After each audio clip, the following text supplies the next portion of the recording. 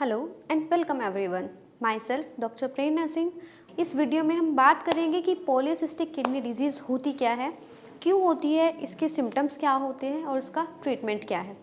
तो सबसे पहले बात आती है पॉलीसिस्टिक। ये वर्ड ही अपने आप में क्या दिखा रहा है।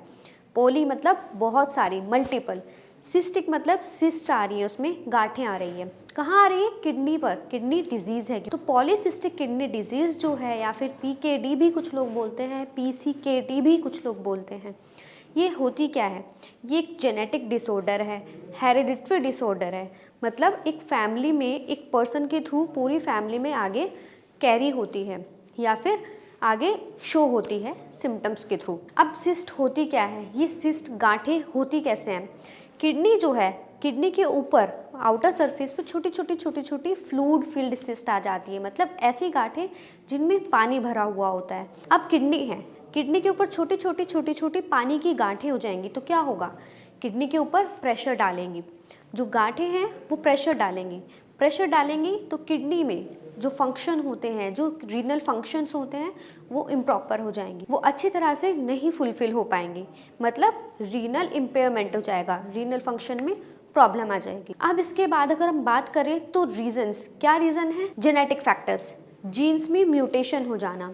फैमिली में किसी को हुआ है और उसके थ्रू दूसरे ऑफस्प्रिंग में उसके या बच्चों में कैरी होना, मतलब जीन में म्यूटेशंस हो जाना, यही इसका एक सिंगल रीज़न होता है।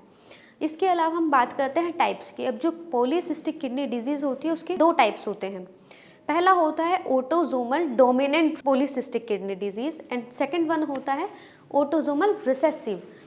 दोनों में फ़र्क क्या है? एक डोमिनेंट है, एक रिसेसिव है। अब इसमें आइए जानते हैं क्या डिफरेंस होता है। Autosomal dominant polycystic kidney disease जो होती है उसमें कोई एक पेरेंट जो होता है, मदर या फादर, एक सफ़र कर रहा होता है, बट जो दूसरा पेरेंट है वो बिल्कुल फ्री होता है, उसको किडनी प्रॉब्लम या किडनी की सिस्ट वाली प्रॉब्लम नहीं होती है। एक पेरेंट सफ़र कर रहा है, एक पेरेंट सफ़र नहीं कर रहा है। उन दोनों से जो ऑफस्प्रिंग आएगा, जो बच्चा आता है, वो चाइल्ड उसको कैरी करके पैदा होता है। तो उसमें 50-50 चांसेस हो जाते हैं कि उसको किडनी सिस्ट हो भी सकता है और नहीं भी हो सकता है। बहुत सारे केसेस में ये भी देखा गया है कि जो ये डोमिनेंट पॉलीसिस्टिक किडनी डिजीज़ वाली जो कंडीशन होती है, इसमें जो सिम्टम्स शो होते हैं वो एल्डर एज में, अडल्ट एज में जाके शो होते हैं, या फिर लाइफ टाइम शो होते ही नहीं हैं, या फिर एक्सीडेंटली डायग्नोज भी हो जाए तो कोई सिम्टम्स नहीं शो होते हैं।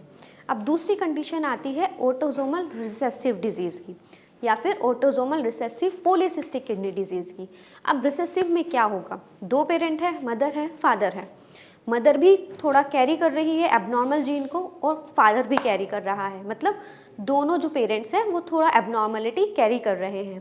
अब जब दोनों कैरी करेंगे तो इसमें चांसेस जो होते हैं, जो ऑफस्प्रिंग कैरी करके पैदा होता है, लेकर के पैदा होता है, वो चेंज हो जाते हैं। इसमें इंसिडेंस जो या चांसेस जो हो जाते हैं वो होता है 25%। मतलब डोमिनेंट वाले जिसमें एक पेरेंट जो है सफ़र कर रहा है, एक नहीं कर रहा है, उसमें 50-50 चांसेस होते हैं। बट जो रिसेसिव कंडीशन आती है उसमें दोनों पेरेंट सफ़र नहीं कर रहे होते बट कैरी कर रहे होते हैं, उसमें 25% चांसेस आ जाते हैं। अब इसके अलावा अगर हम बात करें तो सिम्टम्स क्या आते हैं? बहुत सारे सिम्टम्स आते हैं। जैसे मैंने पहले बताया है, रीनल फंक्शन इम्पेयरमेंट हो जाता है। मतलब किडनी अपना काम, जो उसका ब्लड को फिल्टर करने वाला काम है, वो प्रॉपर तरीके से नहीं कर पाएगी। वेस्ट मटेरियल को बाहर निकालती है, वो नहीं निकलेंगे तो क्या होगा? वेस्ट मटेरियल बॉडी में बढ़ जाएंगे। बहुत सारे लेवल्स इंक्रीज़ हो जाते हैं, जैसे क्रेटिनाइन बढ़ जाता है, यूरिया बढ़ जाता है, यूरिक एसिड बढ़ जाता है, और बहुत सारे फैक्टर्स होते हैं। इसके अलावा अगर हम कुछ सिम्टम्स की बात करें तो फ्लैंक्स में, मतलब कमर में किसी भी तरफ दर्द होता है, सीवियर पेन होता है, हाई बीपी की कंडीशन आ जाती है। प्रेगनेंसी की केस में अगर हम बात करते हैं तो एक कंडीशन आती है प्री एक्लैम्प्शिया।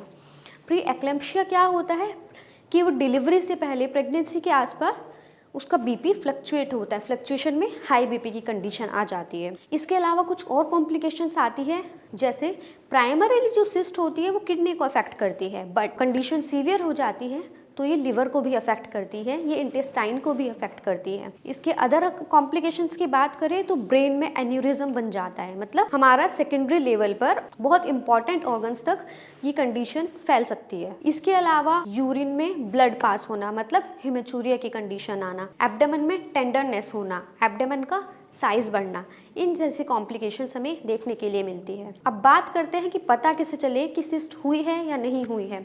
तो बहुत सारे इसके डायग्नोस्टिक टेक्निक्स होती है, जैसे अल्ट्रासाउंड होता है। बाय अल्ट्रासोनोग्राफी हम इसको डिटेक्ट कर सकते हैं, एमआरआई के थ्रू एंड सिटी स्कैन के थ्रू इसको डिटेक्ट किया जाता है। अब आती है बात ट्रीटमेंट की। तो ट्रीटमेंट में जो पॉलीसिस्टिक किडनी डिजीज़ होती है ये इनक्योरेबल है, इसका कोई ट्रीटमेंट नहीं है, इसको बस मैनेज किया जा सकता है।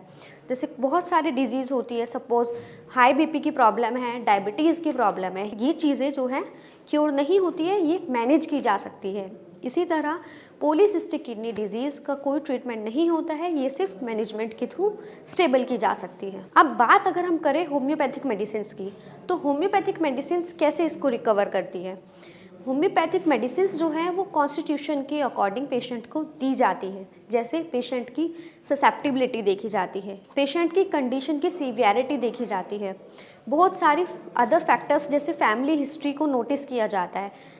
जैसे मैंने बताया है कि ये फैमिली हिस्ट्री या फिर जेनेटिक डिसऑर्डर है, तो इसमें फैमिली हिस्ट्री हमारा बहुत इंपॉर्टेंट रोल प्ले करती है। अब होता क्या है, होम्योपैथिक मेडिसिन इसमें करती क्या है, वो सिस्ट के अंदर जो मैंने आपको बताया है कि फ्लूइड फिल्ड होता है, मतलब पानी भरा होता है, उस पानी को बनने से रोकती है। इसके अलावा जो किडनी अपना प्रॉपर फंक्शन नहीं कर रही है, उसकी फंक्शनिंग को बढ़ाने में हेल्प करती है। दूसरा, माइक्रो चैनल्स को खोल देती है, जैसे बहुत सारे हमारी बॉडी में चैनल्स होते हैं, उनको स्टिमुलेट कर देती है। अब ऐसा नहीं है कि होम्योपैथिक मेडिसिन आपने ली है तो बिल्कुल आप ठीक हो ही जाएंगे।